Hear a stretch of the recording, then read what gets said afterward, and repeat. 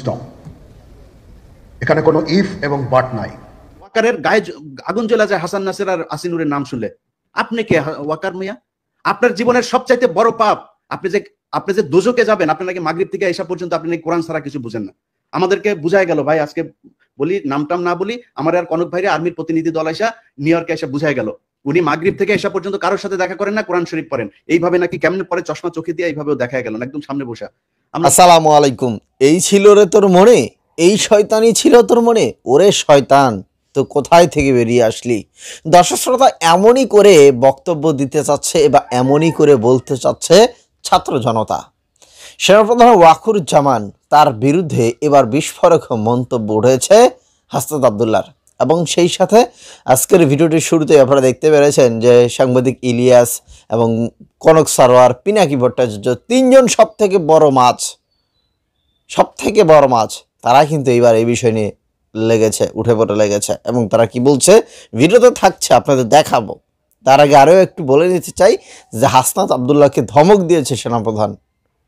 সেই ধমকের পর এবার আসলে তিনি এই বিষয়গুলো ফাঁস করেছে। অনেক বলতেছে হাসনাত আবদুল্লাহরা হয়তোবা ভাগ বাটোয়ারাতে পায় নাই, হয়তোবা ভাগ বাটোয়ারা তাদের কম দিতে চাইছিল, এই জন্যই সব কিছু এতদিন পর আসে ফাঁস করলো। নাহলে কেন এই হাসনাত আবদুল্লাহ এতদিন পর এই কথাগুলো ফাঁস করে দিল? যাই হোক, কি হচ্ছে চলেন আমরা বিস্তারিত ভিডিওতে দেখবা। এবং সেনাপ্রধান রাষ্ট্রপতি শাহাবুদ্দিন চুপ্পু তাদের বিরুদ্ধে কি বলছে জেনে আসি। সাথে দেখা করেন না, কোরআন শরীফ পড়েন। এইভাবে নাকি কেমনে পরে চশমা চোখে দিয়ে এইভাবেও দেখা গেল একদম সামনে বসা। আমরা বিশ্বাস করলাম। আমরা কিন্তু তারপর থেকে পিনাকি দাদার কাছে আমি মাপ চাই আজকে। পিনাকি দাদা আমারে বলছে যে তুমি ইয়ারে কেন করলা, ওয়াকারে কেন ব্ল্যাঙ্ক সাপোর্ট দিলা। আমাকে দাদা ইয়ে করেন, দেখেন বিডিআর এটা নিয়ে ভালো একটা রেজাল্ট আসবে। ফারাবির এখন পর্যন্ত ছাড়ে নাই। আমারে বললো ইলিয়াস আপনি কি চান? আমি বললাম আমি চাই বাংলাদেশের আলেমগুলো, যেই আলেমরা, যেই ছাত্রদল, ছাত্র শিবির, যেই লোকগুলোকে শেখ হাসিনা 12 বছর জেলে পাঠিয়েছিল তাদের সবাই ছাড়বেন। ফারাবির নাম ধরে বলেছে, ফারাবির এখন পর্যন্ত ছাড়ে নাই। তো পিনাকিদার কথা সেদিন না শুনে আমার ভুল ছিল, আজকে বুঝতে পারলাম। এই জন্য পিনাকিদার কাছে সরি। অতএব এই জায়গাগুলো ঠিক করতে হবে। আমরা কারোর আর বিশ্বাস করি না। আবার ফের সেই জায়গায় আসতে হবে। যারা আছেন কালকে থেকে লিস্টিং করতে হবে। লিস্টিং করে তারপরে ঠিক করতে হবে কোথায় কোথায় কোন কোন অফিসে আওয়ামী লীগের দালাল আছে। দল নিষিদ্ধের আগে এদেরকে আগে এখান থেকে সরাইতে হবে। নাইলে যারা এখন এই যে আওয়ামী লীগের লোকজন দেখেন, বিএনপির ভাই এবং জামাতের ভাইদের বলি, তারা এখন আপনাদের দলে যাওয়ার জন্য পারাপারি করে না, কালকে দেখবেন সবার আগে আপনারা ধরবে। অতএব জামাত, বিএনপি কোন দলের মধ্যে কোনো ভাগাভাগি নাই। আপনাদের ভেতরে রাজনৈতিক সমস্যা থাকবে, খুনোখুনি হবে, মারামারি হবে, সব হবে, এক জায়গায় এক হইতে হবে। সেটা হচ্ছে আওয়ামী লীগ বাংলাদেশে কোনোভাবে পুনর্বাসিত হইতে পারবে না। ব্যাস, এই জায়গায় আর কোনো কিছু নাই। সবাই প্রস্তুতি নেন, আবার বিপ্লব শুরু হবে ইনশাল্লাহ। এক লাইন, পিঠের চামড়া একটারও থাকবে না। যারা মনে করেন না যে এরে না ওরে, ওরে না এরে, আপনি টাকা পয়সা কামায়, মাহফুজ বলেন, নাহিদ বলেন, আসিফ বলেন, আওয়ামী লীগ যদি নাকি কোনোভাবে পুনর্বাসিত করেন, পিঠের চামড়া একটারও থাকবে না। ছাত্রদল, ছাত্র শিবিরের সাথে অলরেডি তো গ্যাঞ্জাম শুরুই হয়েছে। সামনে ছাত্রলীগের আইনা, তারপরে ত্রিমুখী পিটানি খাবেন। টাকা পয়সা নিয়ে সারা জীবন ওই যে মইনিউ আর ফখরুদ্দিনের মতো যায় সারা জীবন এক জায়গায় বসে থাকতে পারবেন।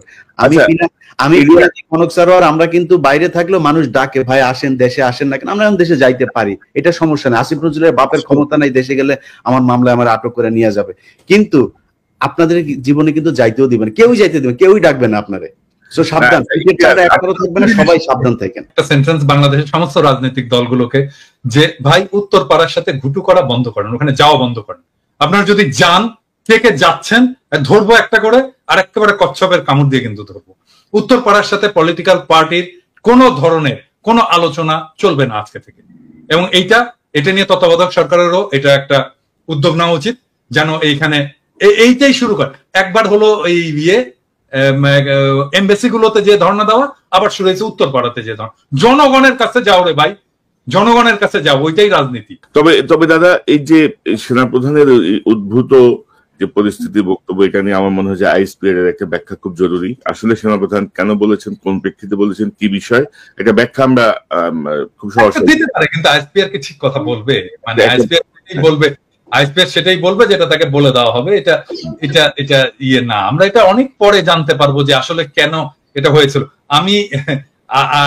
আমি একটা ইন্ডিকেশন পাইছি যে আসলে উনি কেন এত ভয় পাইছেন, একটা ইন্ডিকেশন পাইছি। এটা কালকে বলবো নি আমার দর্শকদেরকে। মানে আমি বলবো যে এই সময়টা এই যে ওয়াকারের এই ইস্যুটা নিয়ে একটা কিন্তু মোরাললেস জাতীয় ঐক্যের একটা অবস্থা সৃষ্টি হয়েছে। কারণ তারপরে বিএনপির মিডিয়া সেলের পোস্টগুলো দেখেন, পোস্টগুলো আমরা যদি দেখি তাহলে দেখবো সে সালাউদ্দিন সাহেবের 5ই ফেব্রুয়ারির একটা মন্তব্য দিচ্ছে যে আমরা আওয়ামী লীগের বিচার চাই, আওয়ামী লীগের বিচারের মাধ্যমে, হ্যাঁ। তারপরে যতগুলো মিডিয়া সেলের পোস্ট সব প্রো পিপল, আমরা যা চাই সেইখানে, আর সেইখানে নাসির পাটোয়ারি যে জিয়াউর রহমানকে লুটেরা বল, আরে বেটা কি বলবো, 2 দিনের পোলা। যখন যখন রাজনীতি মানে কি আসলে এটাই বোঝেনি। রাজনীতি মানে তো ফ্রেন্ডশিপ তৈরি করা, বন্ধুত্ব তৈরি করা।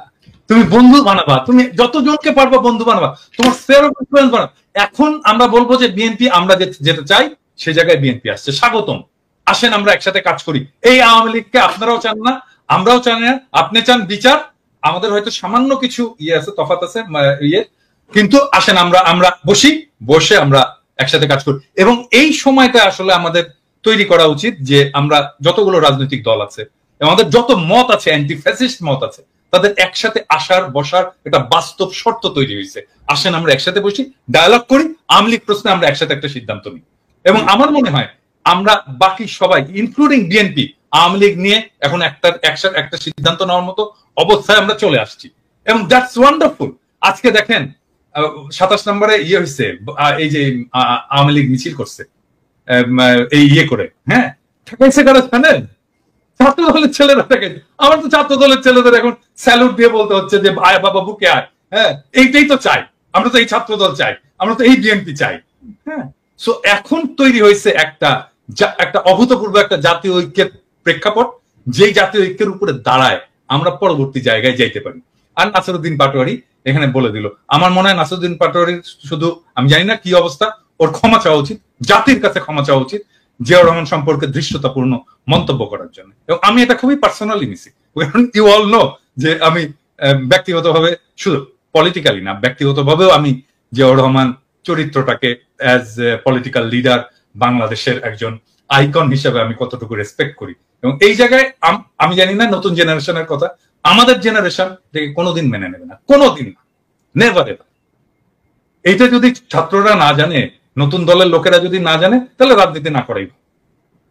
না দাদা, ওই যে ছাত্র উপদেষ্টা বা ছাত্র যারা নেতৃত্বে আছে, তাদের যে বডি ল্যাঙ্গুয়েজ বা তাদের যে হাবভাব আর কি, এটা ঠিক মনে হয় না তারা বিপ্লব করে আসছে আর কি, মনে হয় যেন একটা এলিট পলিটিক্যাল পার্টি। মনোজ ভাই, আপনি দেখেন শুরুর দিকে আমরা যখন আসিফ নজরুলের ব্যাপারে কথা বললাম, আমি আসিফ নজরুলের ব্যাপারে কথা বলার পরে এই আসিফ সবার আগে এসে আসিফ নজরুলের পাশে দাঁড়াইলো, কিচ্ছু বলি নাই, হজম করেছে।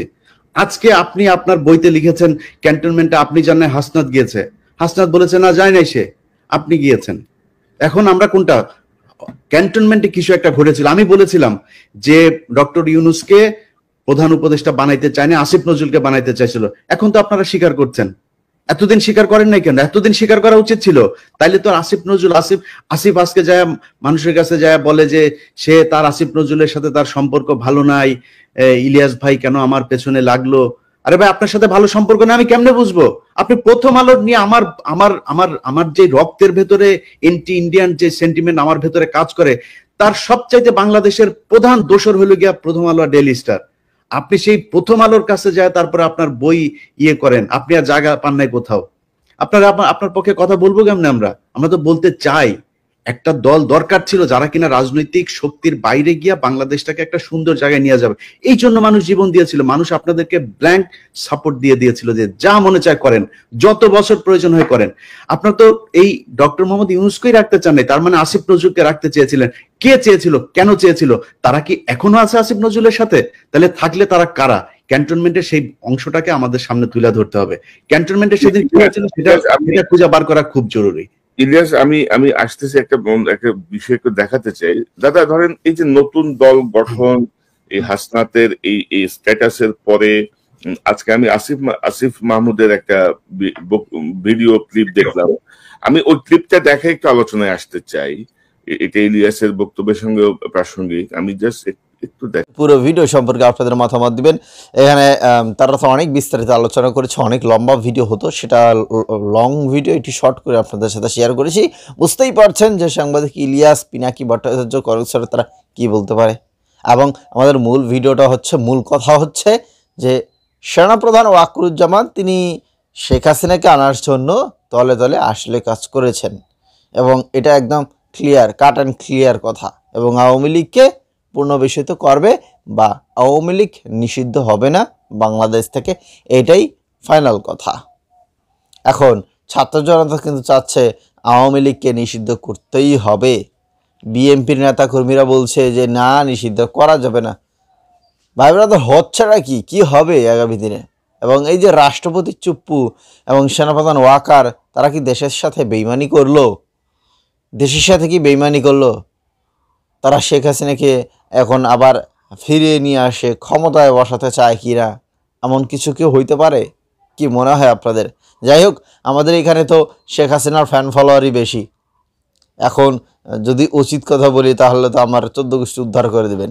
যাই হোক, এখন হোক, দিন শেষে শেখ হাসিনা আসুক, আওয়ামী লীগকে নিষিদ্ধ, শেখ হাসিনা আসুক, আর আওয়ামী লীগকে নিষিদ্ধ করার দরকার নেই।